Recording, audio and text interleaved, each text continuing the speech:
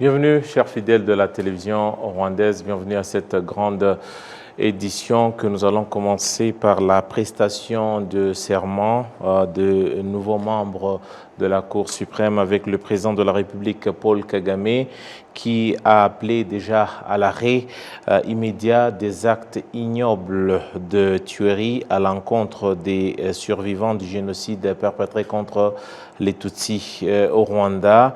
Le chef de l'État a appelé même à ce que ces derniers puissent être traduits devant la justice. C'est le principal message lancé par le président Paul Kagame alors qu'il présidait à la cérémonie de prestation de serment de tout nouveau responsable au niveau de la Cour suprême. Le président de la Cour suprême et la présidente de la Cour suprême et le vice-président, comme nous l'explique ici Nyiridandi Patrick.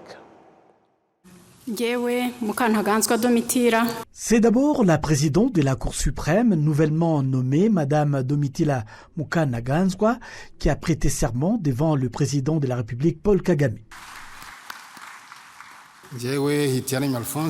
Elle a été suivie par son adjoint, Alphonse Hitiaremye, qui a aussi prêté serment en tant que vice-président de la Cour suprême.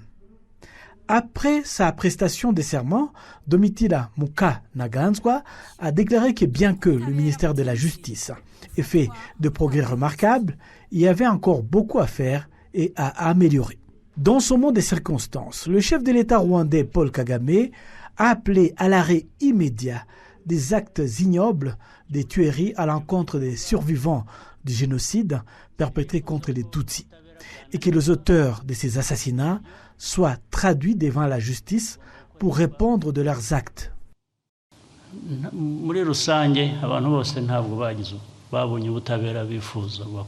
Dans ce pays, il y a certains Rwandais qui n'ont pas eu accès à la justice pendant longtemps.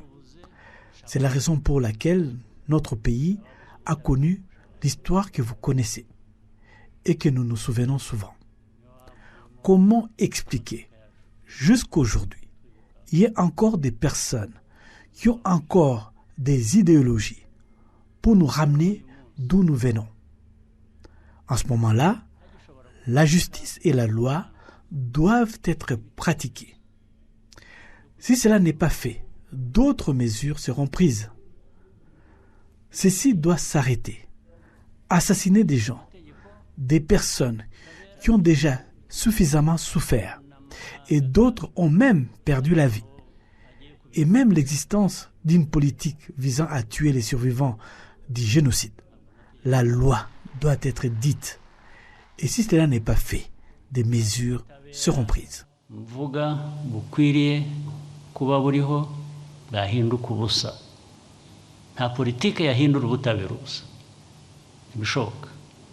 Le chef de l'État a également déclaré que la culture de la dilapidation de biens du pays doit cesser et que la justice doit faire son travail.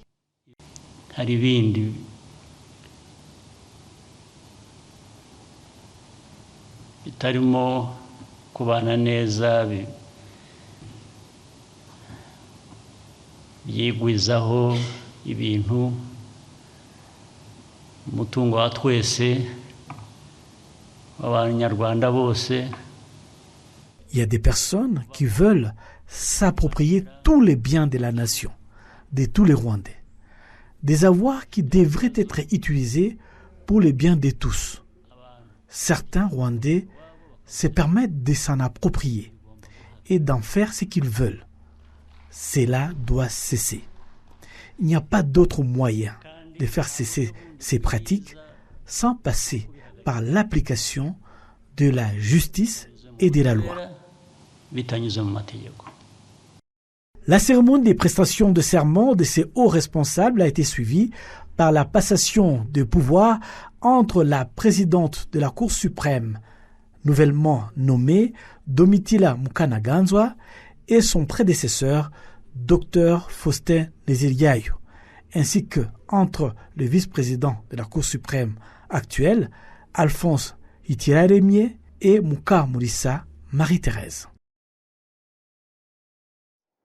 Merci beaucoup à Nilidandi Patrick. Et puis parlons du traumatisme à présent avec les experts et professionnels de la santé mentale qui restent convaincus que le processus de guérison après un traumatisme nécessite bien une collaboration et que le fait d'attendre la résilience permet également aux gens de retrouver l'espoir dans un avenir meilleur, comme on l'explique ici Kassim Youssouf. Lors des discussions visant à examiner la situation du problème du traumatisme dans le contexte actuel et l'état du processus de résilience après 30 ans depuis la fin du génocide perpétré contre les Tutsis, le ministre de l'Unité nationale et de l'engagement civique, le Dr Jean Damascène Bizimana, a fait observer que la question de la santé mentale demeure une problématique complexe pour la société rwandaise en général. Cependant, la résilience nous concerne tous et de nombreuses études que vous avez menées, qu'elles soient réalisées par RBC, les chercheurs, le Unity Club, la Fondation Imbuto ou le Miniwumwe, toutes montrent que les générations rwandaises nées après le génocide perpétré contre les Tutsis rencontrent également des problèmes de traumatisme liés à l'histoire. C'est pourquoi la valeur de la résilience est l'une des clés pour faire face à ce problème et aux conséquences des atrocités du génocide perpétré contre les Tutsis. Nous devons donc aborder cela d'une manière plus large en construisant une société. Une société se construit autour de nombreux éléments essentiels. Le premier est son histoire. Aucun pays ne peut exister en ignorant son histoire. La nôtre est lourde, car en très peu de temps, soit 35 ans, les Rwandais qui vivaient ensemble, partageant des croyances communes et un même leader, ont été confrontés à une politique de haine, de discrimination ethnique, de division et de séparatisme. Le deuxième point est la culture. La culture constituée de valeurs et régie par ce que nous appelons les interdits est un autre fondement. Ces valeurs nous aident aussi à lutter contre ce problème de traumatisme, des troubles mentaux et à reconstruire sur cette base.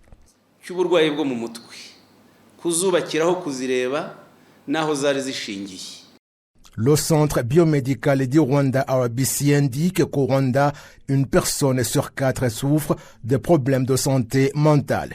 Chaque année, 42 213 nouvelles personnes consultent les services liés à la santé mentale, ce qui équivaut à 3 305 personnes chaque mois. Passons à autre chose à présent avec le sport automobile, avec l'Assemblée générale de la Fédération internationale de l'automobile qui va se tenir à Kigali, ainsi que la remise des prix aux lauréats, aux différents pilotes qui se sont distingués au cours de cette année. Des grands noms du sport automobile sont attendus à Kigali et aujourd'hui, cette semaine, donc se tiennent donc les assemblées générales de la FIA qui réunissent tous les grands clubs membres de cette organisation pour notamment définir l'avenir de la Fédération internationale de l'automobile. C'est sous la direction de la FIA. Ces réunions stratégiques vont aborder le budget, l'élection des nouveaux dirigeants et les propositions des conseils mondiaux. Ces instances essentielles garantissent notamment la gouvernance et l'évolution du sport automobile. Cet après-midi, s'est tenue une session qui s'est inscrite dans le cadre de la série d'innovation durable de la FIA. Il était donc question de discuter sur la décarbonisation et les politiques donc, de la réglementation. Ici, nous allons retrouver sur place notre consoeur Amandine Ndikumasabo qui est sur place et qui a suivi les interventions des uns des autres par rapport à cette session. Amandine, bon après-midi. Bon après-midi, Eddy. Alors, dis-nous, c'est vrai, on est dans la ferveur pour le début de l'Assemblée générale et ainsi que la remise des awards ou les trophées en tout cas. Mais aujourd'hui, il était quand même question de parler aussi de certaines politiques. Oui, oui, oui. Donc, surtout basé sur l'avenir de la FIA et aussi l'élection des dirigeants et aussi les propositions des conseils mondiaux. Qui ont été, par exemple, les différents intervenants sur place, hormis, bien sûr, le président de cette organisation, quelles ont été les interventions des uns des autres sur place? Il y avait plusieurs interventions, mais d'abord l'honorable, après le président de la FIA, il y avait l'honorable ministre de l'Environnement et aussi le président de Rwanda Automobile ici. Donc, c'était question de voir tout d'abord la frustration que tout le monde abordait, c'était genre la collecte des données, parce que la FIA a mis un accent sur l'intégrité, l'authenticité et tout ça, on peut pas y arriver sans avoir une plateforme ou bien un système bien établi pour la collecte des données, faire un suivi relatif. Alors, il y a également sur place, non seulement le président de cette organisation, M. Mohamed, il y a eu également, par exemple, le président du club du Rwanda, je parle bien du nom très connu, Christian Gakwaya. Quels ont été, par exemple, les points importants de son intervention?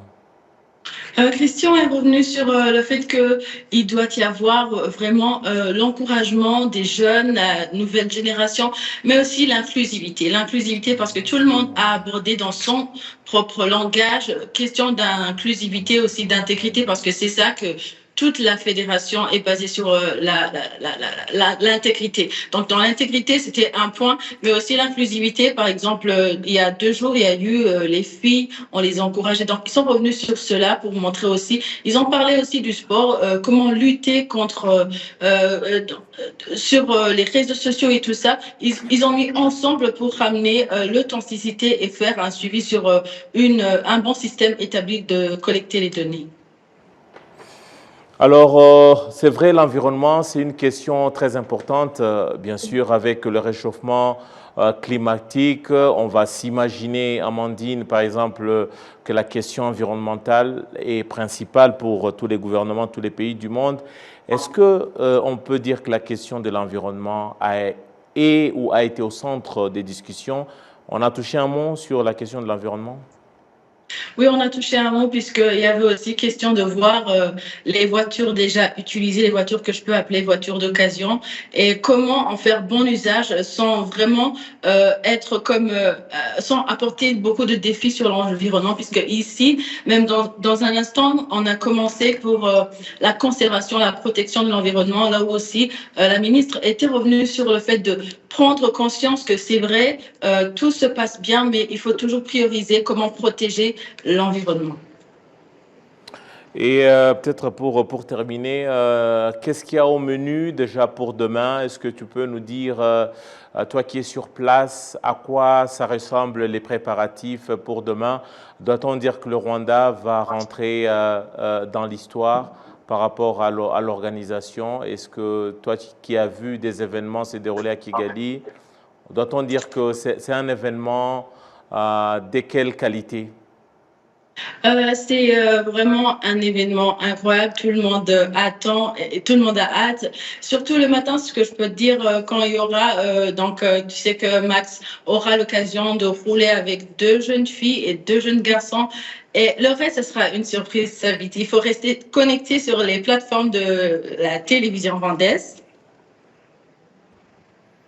À quelle heure les événements commencent demain ou quelles sont les parties importantes de la journée de demain parce que tout le monde attend ça avec beaucoup d'impatience. Si tu peux nous mettre dans le bain déjà.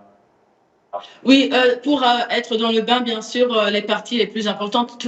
Ce qui est très important tout d'abord, c'est les prix qui seront remis dans la soirée et l'heure n'a pas encore changé. Et ce qui a été communiqué, il n'y a rien de changé le soir à partir de 17h. Voilà.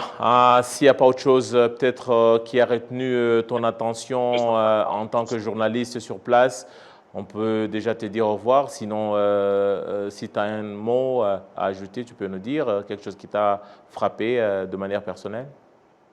Ouais, de manière personnelle, c'est la façon dont plus de 800 personnes, aussi comment on valorise les étudiants, les élèves, les étudiants, les filles. Tout le monde est invité à essayer. Tout le monde est invité à essayer. Il y a l'inclusivité, c'est ça vraiment qui a attiré mon attention. Amandine Ndikouma-Sabo, merci beaucoup d'être intervenue dans notre édition et surtout reste bien en contact des événements. On te retrouve très prochainement pour des nouveaux détails. Merci beaucoup. Amandine Ndikouma-Sabo, notre consoeur donc, qui se trouve sur place pour suivre les déroulés des événements. Parlons cette fois-ci de la prévention contre le génocide avec l'Union africaine qui invite les pays africains en particulier à s'inspirer de l'expérience malheureuse du Rwanda pour prévenir les crimes de masse comme le génocide. Cela intervient alors que le Rwanda va abriter le siège du Centre africain pour la prévention contre le génocide. Les détails ici, c'est avec notre confrère Jean Damascène Manishimwe. Depuis l'adoption de la Convention de 1948 réprimant les crimes de masse, les Nations Unies avaient juré d'en finir avec les atrocités similaires à l'avenir. Cependant, les observateurs regrettent que cette décision soit loin d'être une réalité même aujourd'hui. Existe-t-il une coopération effective en matière de prévention et de répression des génocides potentiels, des appels publics à la haine et autres actes d'incitation directe et publique à commettre le génocide? Or, nous les observons à quelques kilomètres du Rwanda. Force est malheureusement de constater, 76 ans après l'adoption de la Convention, que long chemin reste encore à faire en matière de prévention. Et comme le disait un sage africain intellectuel sénégalais, Cheikh Anta Diop, les intellectuels doivent se pencher sur le passé, non pas pour s'y complaire, mais pour y puiser des leçons. Actuellement, des foyers de tensions et conflits se multiplient sur le continent africain, faisant craindre les atrocités de masse. Pour y apporter une solution, l'Union africaine a décidé d'installer au Rwanda un centre de prévention du génocide. Quel sera son rôle et comment fonctionnera-t-il? C'est un centre qui fera des recherches, assurera la formation de toutes les catégories de gens, les diplomates, les chercheurs, les académiciens, les organisations non étatiques, les étudiants et la jeunesse. C'est un centre qui sera composé d'Africains et d'autres étrangers. Il s'occupera aussi de la lutte contre l'idéologie du génocide et de sa prévention. Vous savez que des organismes internationaux comme Human Rights Watch, Amnesty International et autres sont les seuls à faire des rapports suivis par certaines organisations comme l'ONU. Nous souhaitons que ce centre fasse aussi des recherches profondes qui devront aussi être crédibles.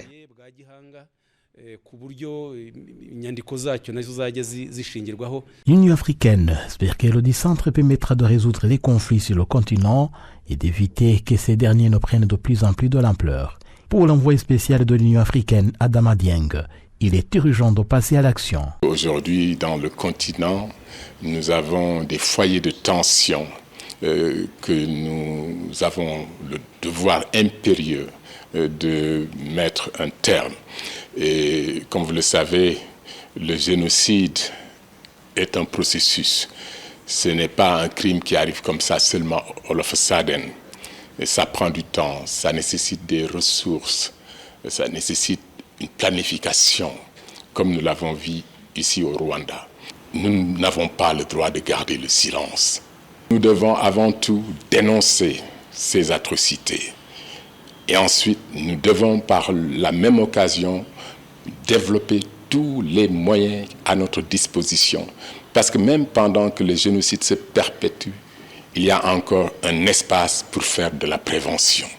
Et c'est cela le message que je veux porter à travers ce continent. Et ce message, il n'y a pas un endroit mieux situé que le Rwanda pour le porter à travers ce continent. Les historiens et chercheurs estiment que pour réussir le pari de la prévention du génocide, ce centre africain de prévention devrait mettre en avant l'éducation de la masse, souvent manipulée par les autorités de mauvaise foi. Il y a eu toujours l'expression de bonne volonté que les crimes ne doivent pas avoir lieu dans le monde, mais ceux qui doivent prendre la décision, ce sont des États, c'était des États, les grandes puissances. Je pense que par cette façon d'éduquer les personnes, que les décisions peuvent être prises à partir du bas, pour que la population conscientisée puisse plutôt pousser à des États à prendre des décisions.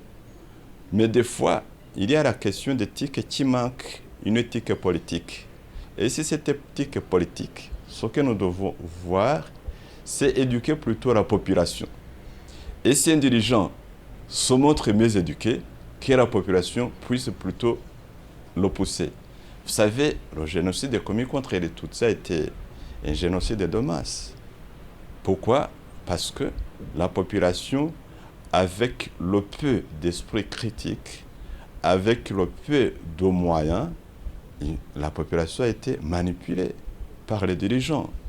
Donc, cette façon de mettre en place une institution de cadre éducationnel et académique et pédagogique pourrait plutôt faire à ce que nous appelons une démocratie par la population puisse plutôt influencer le cours des événements.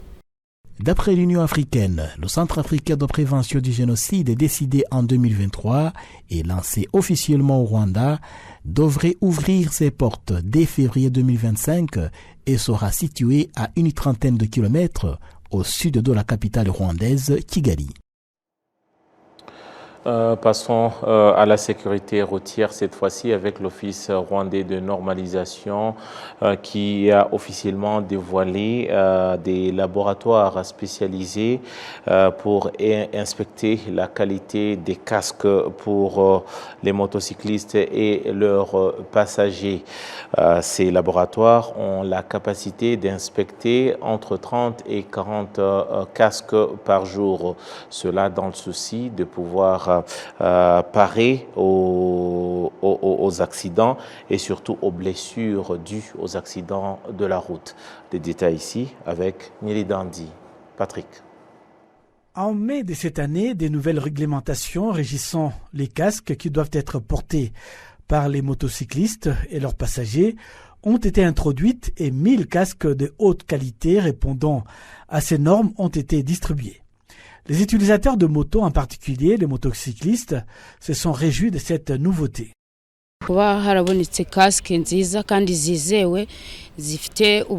Avoir des casques de haute qualité et fiables qui répondent aux normes nous aide à réduire les risques qui se produisaient lorsque nous avions des casques qui pouvaient facilement se casser en cas de chute, provoquant ainsi des blessures.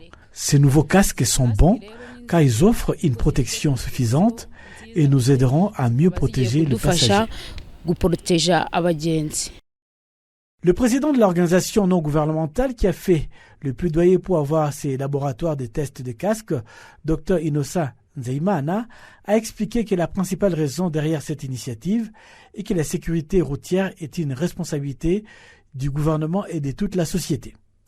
Le ministre des Infrastructures, Dr Jimmy Gassolé, est revenu sur l'importance de ces laboratoires et comment il va contribuer de manière significative à améliorer la sécurité routière, en particulier pour les utilisateurs de motos. Ces laboratoires apportent un plus dans le programme que nous avons déjà initié visant la réduction des accidents causés par la moto, particulièrement en protégeant le motard ou son passager au niveau de la tête d'être gravement blessé lors d'un accident de circulation. Signalons que c'est la FIA, la Fédération internationale de l'automobile, qui a offert ces laboratoires et son président a indiqué que la principale raison pour laquelle ils ont fourni ces laboratoires des tests des casques ainsi que quelques casques au Rwanda est justement de réduire les accidents de circulation dans le pays. Il s'agit du premier laboratoire de ce type en Afrique, lancé au Rwanda, capable de tester la qualité des casques utilisés sur la route. Il est prévu que la distribution de ces casques augmente dans un avenir proche. Cette initiative, rappelons-le, a été soutenue par la fondation FIA, Fédération internationale de l'automobile. Passons à l'agriculture à présent, avec la mise en œuvre de la déclaration de Malabo. Cette année, en 2024, le Rwanda a scoré au moins 8,7 sur 10 sur le progrès de la mise en exécution ou mise en œuvre de cette déclaration de Malabo. Cependant, le rapport a noté qu'aucun pays africain n'a à ce jour atteint la note de 9,29 sur 10, ce qui est donc la moyenne exigée par les signataires de cette déclaration. Le détail ici avec Nili Dandi. Patrick. L'objectif des 10 ans fixé par les chefs d'État et de gouvernements africains dans le cadre de la déclaration des Malabo vise à éradiquer la faim, à allouer au moins 10% du budget national à l'agriculture et à atteindre un taux de croissance agricole annuel de 6%. Innocent Nauhoranye, un expert de l'industrie des semences, estime que cet engagement a joué un rôle clé dans l'avancement du secteur agricole africain. Les différents gouvernements ont essayé de mettre en place les différentes stratégies afin de permettre l'autosuffisance alimentaire et une partie réservée à l'exportation. Certains pays ont atteint leurs objectifs et leurs productions ont atteint le marché international.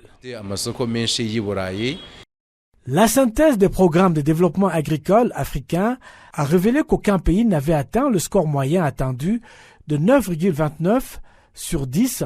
Cependant, le Rwanda a obtenu un score impressionnant de 8,7. Dr John Ulimwengu, chercheur à l'Institut de recherche africain Academia, a reconnu que des progrès significatifs ont été réalisés dans l'amélioration de la valeur ajoutée des produits agricoles. The processing, the value addition component of the food system, that it's not absent.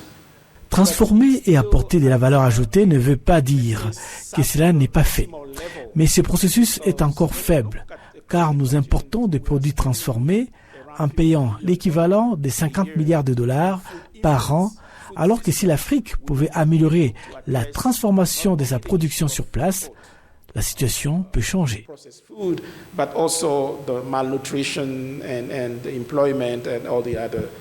Eric Rugamba, secrétaire d'État au ministère de l'Agriculture et des Ressources animales, a souligné que la coopération entre les pays africains est essentielle pour accélérer le développement agricole sur le continent. Il y a certains pays qui ont réalisé des progrès considérables de telle manière qu'on peut se demander ce que nous pouvons faire pour que nos idées se transforment en réalité et comment développer des activités des petits producteurs agricoles et comment utiliser la science comme réponse aux défis auxquels nous sommes confrontés. Dans le cadre de la déclaration des Malabo, les pays se sont engagés à allouer 10% de leur budget à l'agriculture, à réduire de 50% la détérioration des aliments entre la récolte et la commercialisation, à éliminer la faim et à réduire le taux de mortalité infantile à au moins 10%, entre autres objectifs. Une réunion de suivi des chefs d'État et de gouvernements africains est prévue à Kampala, en Ouganda, du 9 au 12 du mois prochain. La réunion permettra d'examiner les progrès réalisés de la mise en œuvre de ces résolutions adoptées en juin 2014 et d'aborder les défis qui ont entravé leur pleine réalisation. Merci donc, c'est même par cet élément que nous mettons un point final à notre édition. Merci beaucoup à toutes les équipes au niveau de la technique et de la régie qui nous ont permis de vous attendre chez vous et toutes les personnes qui ont concouru à cette édition. En mon nom propre, je vous dis grand merci. J'aurai tout le plaisir de vous retrouver très prochainement pour une nouvelle édition. Mais en attendant, restez bien fidèles au programme de la télévision rwandaise.